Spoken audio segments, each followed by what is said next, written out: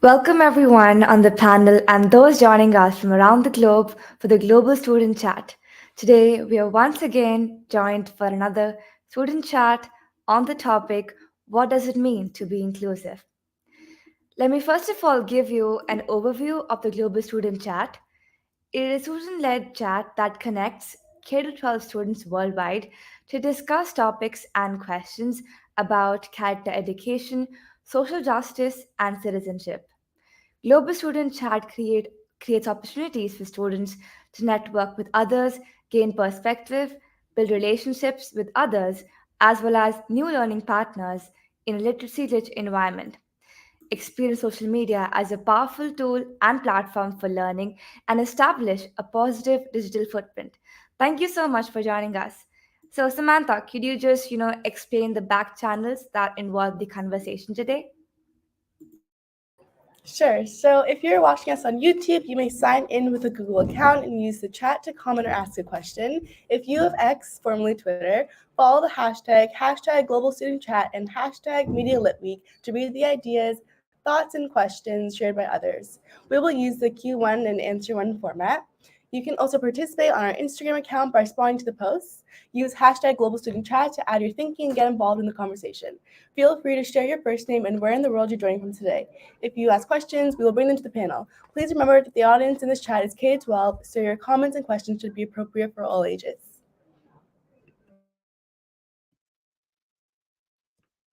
Well, I am really happy to be joining you for this topic. So I'm Mary Alice Curran. I'm joining in from Connecticut. I am notorious for saying I would go to a student session every day of the week, twice on Sundays. So to be invited and to join you live on this topic is really near and dear to my heart. And I'm excited.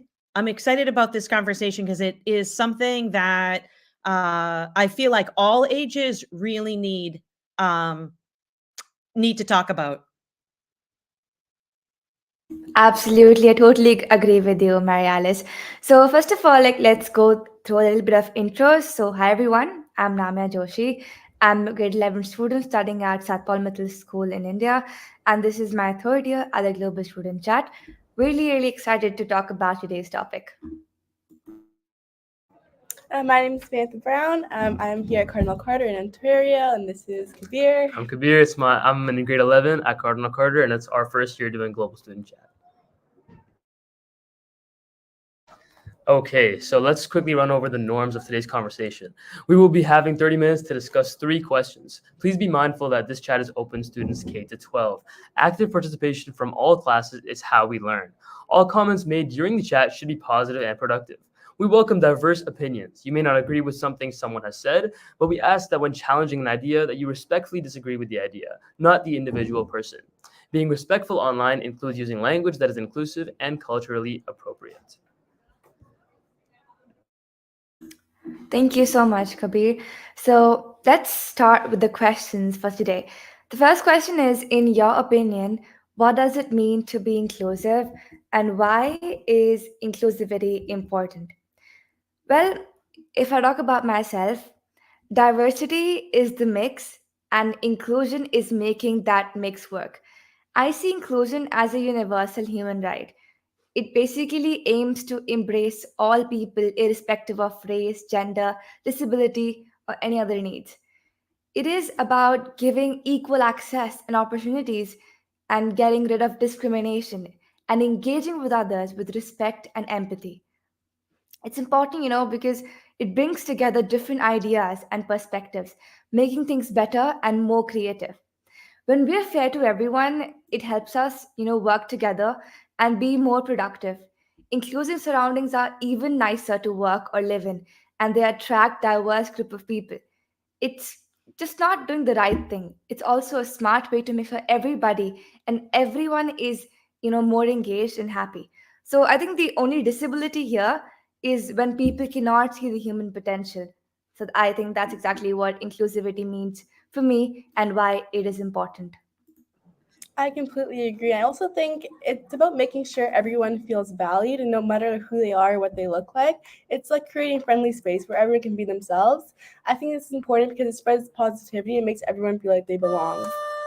I think an important thing to note is that, of course, being inclusive means everybody's accepted, everybody's allowed to be a part of something. But inclusivity also means that everybody's equally as invited. Everybody should feel equally as wanted to be a part of this cause. It shouldn't be you're allowed if you make the effort to join. Everybody should feel the same want for their belonging, their participation in the activity. I have to say, I really love because it's not just you have an invitation, right? It's beyond an invitation. It has that action piece. And so I really think of that like sense of belonging, right? For what it really means to be inclusive, and that all members of a school community, and that's not just in school, that's out of school as well. So it's got all those different ages. So it's not just what happens at school, but what happens at home, but that everyone has this real true sense of like belonging, like I can see myself right in this space. Things that matter to me are present, that people are really aware of their words and their actions. I just think of like right now, you invited me on in December. And December happens to be really a month that is full of a lot of holidays. Sometimes those holidays,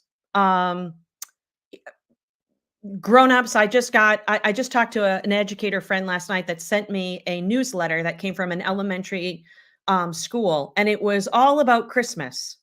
And so this colleague said to me, "Tell me, how do you see other students in this message that's going home?" And I said, "Well, right there, it's missing. That is not a sense of belonging."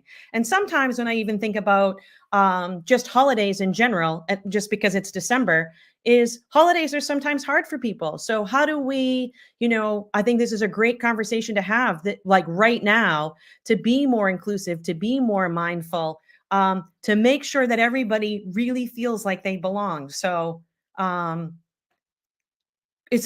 this is a big topic. This is a really big topic. And all I know is, and we said this behind the screen before we went live, is that when you know better, you do better, right? And that's why having these conversations is so important. Absolutely, I totally agree, Mary Alice. Like, it's just you have the sense of belonging not just at your school or your home, it has to be everywhere. When you see yourself in a space that your voice and presence matters and it is being taken into consideration. So, absolutely agree with your point. Moving on to our next question, it is accessibility part of being inclusive? Why? Well, if I talk about myself, I think accessibility is about making sure that barriers that may prevent people from taking part are removed. And inclusion is about going a step further and ensuring that people are included as valuable members in all aspects of the society. So, if it comes to accessibility, it is crucial for inclusion. It means making sure that things are easily used for everyone, especially those with disabilities. Inclusion is about welcoming and including everyone, no matter the differences. So, when things are accessible, everyone has equal chances to join in the activities in maybe school, work, and even social events. And it benefits everyone by encouraging creative and useful designs that work well for everyone. And it helps to build a fair and diverse community where everyone feels valued, like Mary Alice mentioned, that our presence is mattered there. And it basically provides us with same opportunity. And as I was talking about this, also reminds me of a quote by Jimmy Carter that we have become not a melting pot, but a beautiful mosaic. Different people, different beliefs, different hopes, different dreams, which all together shine as bright as ever. No, I really agree. That was a really sweet quote. I think that there's you can't really be inclusive without having accessibility. Everybody should have the opportunity to be a part of this. If only certain people have accessibility to join something or be a part of something, you're not really doing your best to be inclusive. Everybody should be given that equal opportunity to at least see what is going on or have the opportunity to try and join themselves. They shouldn't just be invited or only certain people are invited. Everybody should have that accessibility to at least get in the zone of being included. I agree. And I think regardless of your abilities or disabilities, everyone should be able to fully participate in life. I think accessibility, like Namia said, involves removing barriers and creating environments where everyone has equal opportunities.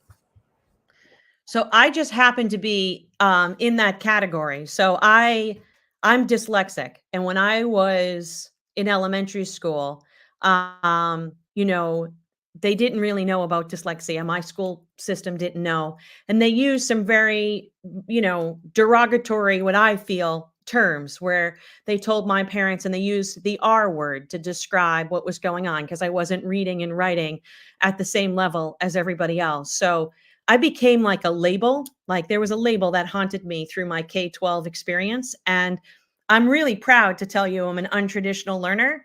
I happen to be married to a deaf man. So like I am in this space and for the disability world, and specifically for being inclusive, like this question, if we're not making things accessible, and I'm thinking about accessible for all, because once it's accessible for all, it's everybody's included. And so I think of you young people, as content creators. And I know Namia really well. So I already know that Namia, if I ever went onto any of her posts, I always see the ALT symbol with a picture, and she's added alternative text. So anybody that's blind or with low vision still has access to her content. Same thing with closed captions for anybody in the deaf or hard of hearing community. So like, if we're not leading with accessibility, then we're really not talking about being inclusive at all. And and again, it goes back to, when you know better, you do better. And um and that's why having these conversations just raise awareness and say, oh my gosh, there's something more that I can do or I should be doing. Yeah, and I think what you mentioned is really important, because imagine if all of us didn't have access to today's conversation. We couldn't be talking about this inclusivity topic at all if we didn't even have access to it. So that's a really strong point. Oh my gosh. And I wanted to say one other thing, like Nami, you had said for the Jimmy Carter, it made me smile, but it goes back to also with that sense of like belonging. So I happen to be from Boston, and you might not even know, I'm going to age myself with this reference, but there was a show called Cheers. You might see reruns, but other than that, I don't think you probably know the show at all, but it was set in Boston. And I love that idea of belonging, because all the characters had like certain spots that they always sat in.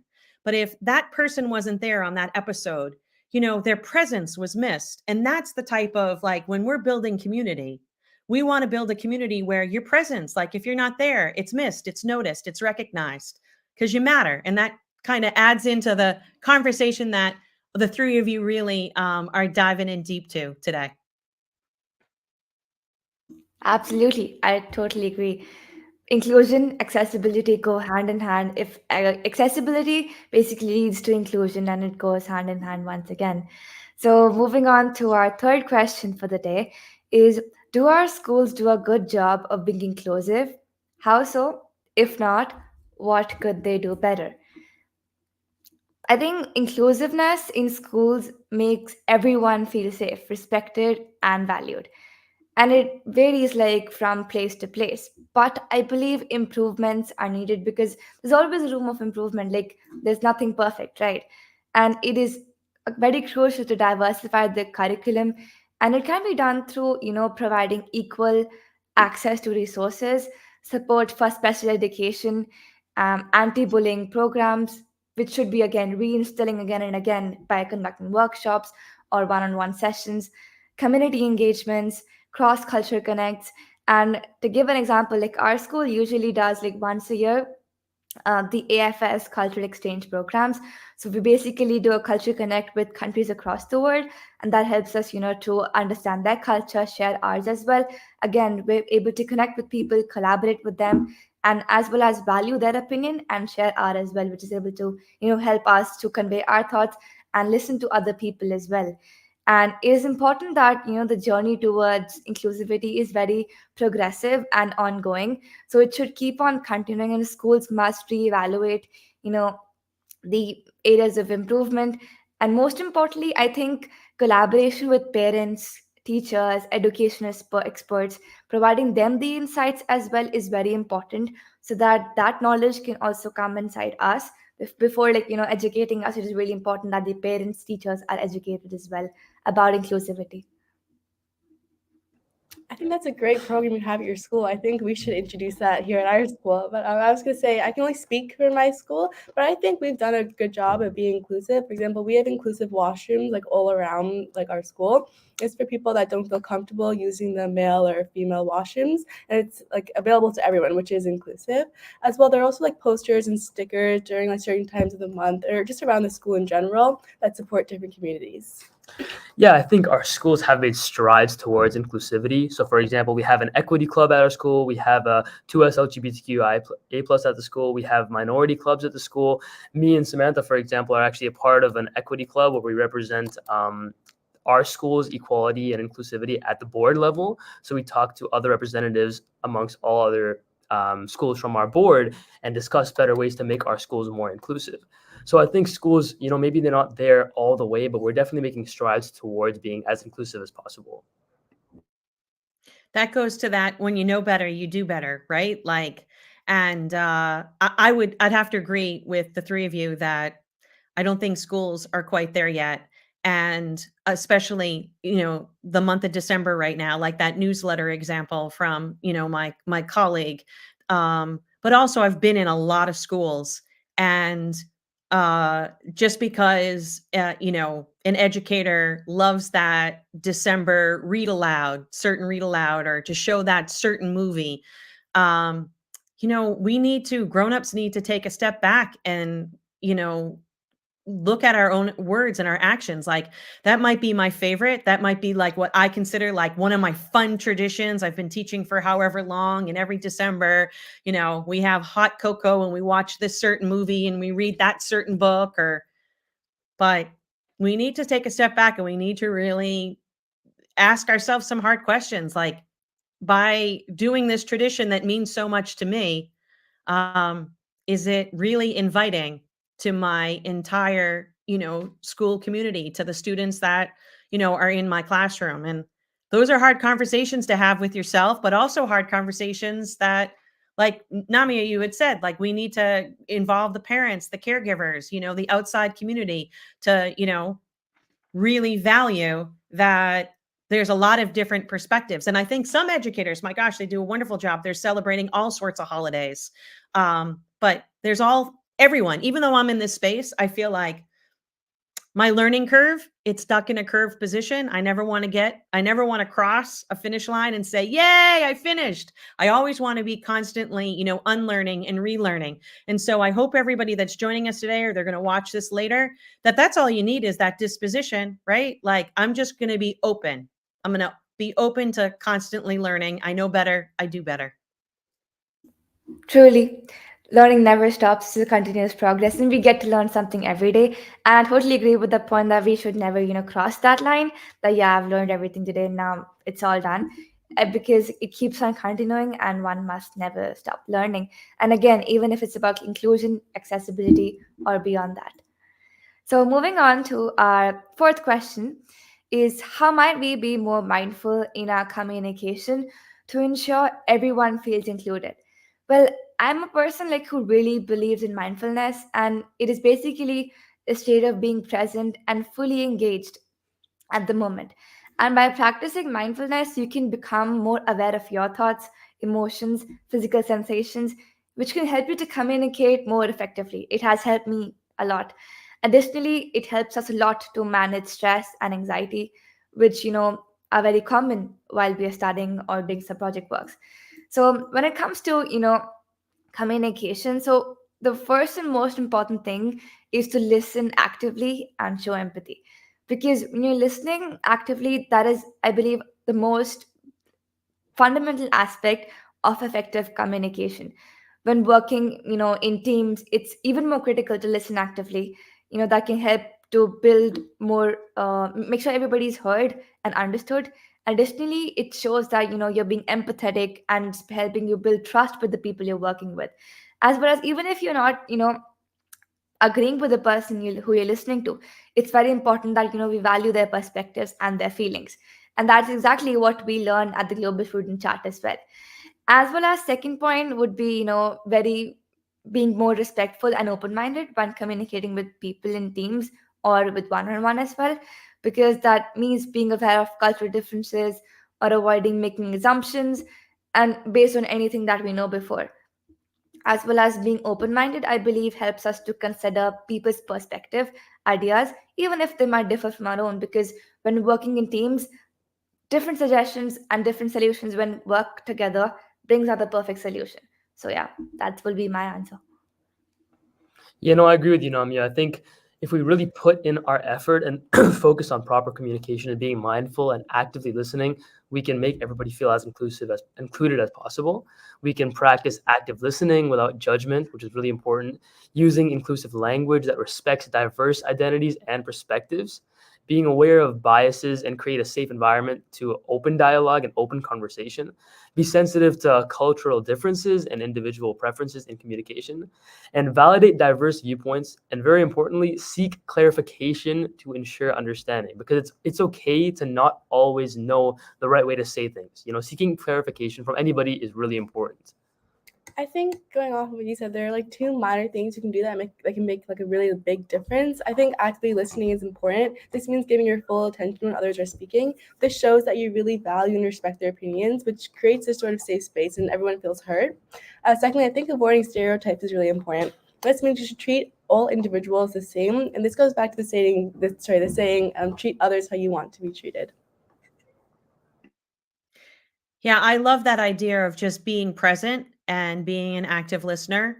I don't know if you can tell in this short amount of time, I happen to be like wired to be a talker, but I'm aware that I'm wired that way. And so there are times that I have to have this internal conversation with myself, just to be in the moment and to be present.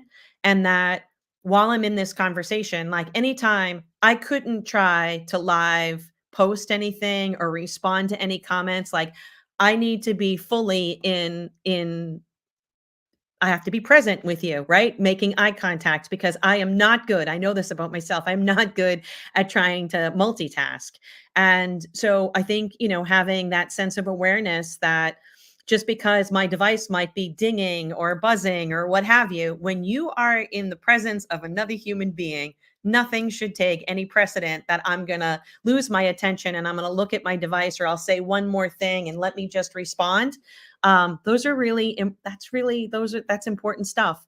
And then it lets the other person know that like you value them, like you're already, without saying it, you don't even have to say anything, but just by your presence, that will say a lot. And I feel like what the general theme that the three of you were talking about was, if I don't get it right, like if I don't understand, like having that place that says, I want to make sure I get it right. Like I want to make sure that I'm using, the right terminology. I'm using the right pronouns. I'm using the right phrase. And I don't know, but I'd really like it if you could help me know, so that I can get better at this. And again, I sound like a broken record. When you know better, you do better. Yeah, just to add something is that, I admit I don't know everything. And what's really important for me in my learning about how to be inclusive is asking questions. I ask a lot of questions because I want to know the best way to make people feel comfortable and make individual people feel included. Even if I'm unsure on how to address one person or the other person, I ask each person, what do you prefer the most? Because I want them to feel the most comfortable that they can.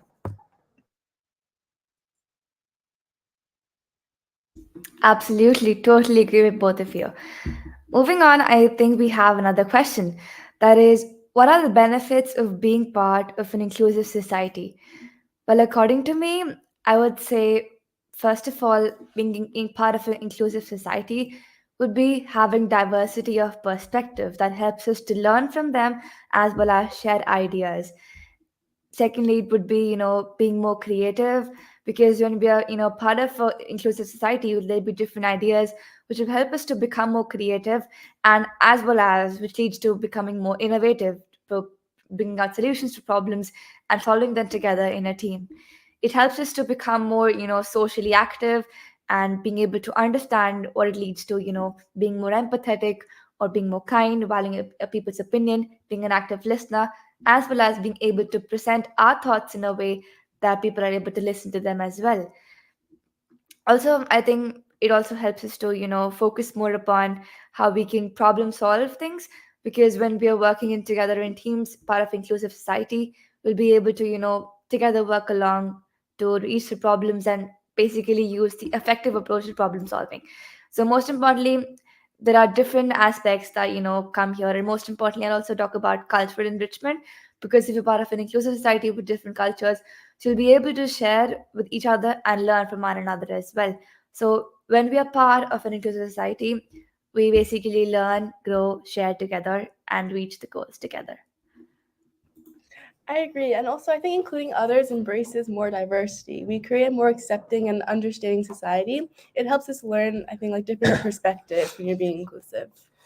Yeah, I think what you said about diverse perspectives is really strong. I mean, that's just a great point. But also another benefit of an inclusive, group, an inclusive society is that it's an open and friendly environment, and it's a judgment-free environment. Because the more inclusive it is, the less likely you're going to be judged. And being judged is something that a lot of people have a huge fear of. I mean, being judged sucks, let's be honest. So if you're in an inclusive environment, you don't have that fear of being judged, and you can really express yourself how you want to. You can be yourself. That's like having that safe space. Well, I know this Dr. Joseph is joining us live, and just listening to the three of you, what I hear over and over again is, like, to answer this question, is that the power of we, right? So when we're thinking about, like, what are those benefits for an inclusive society, it's the power of us collectively, like the collective we over me. And honestly, just being in your presence for this really quick chat, right? Like, this was like drinking water out of a fire hydrant. And we could have gone on and on, but to hear what you have to say about this gives me hope that, all is not lost, right? Our young people. But I want you to know, for the young people, you're not alone. There are grown-ups that are going to lock arms, and they want to be, hand in hand with you, to ensure that we purposely have communities where we see ourselves, a sense of belonging. So thank you. This was fantastic. Okay, well, thank you everyone for joining us today. Special thanks to our guest expert today, Dr. Mary Alice Curran. If you are a digital leader or want to become one, hashtag Global Student Chat is always seeking student social media ambassadors. This information can be found on globalsschat.com, and we are always looking forward to students who excel and who are looking to grow their digital leadership skills. Please keep the conversation going by answering our slow chat for the rest of the month. Be sure to use the hashtag Global Student Chat hashtag so our team can interact with you. Please follow us and connect with us on social media. The website, globaledSSchat.com, X, formerly Twitter, @GlobalStudentChat, Instagram, @GlobalStudentChat as well. All of our live chats are available on our YouTube channel. Thanks again for joining us, and we hope to see you next month on January 16th for 2024 topic of motivation and goal setting. Have a great day, everybody.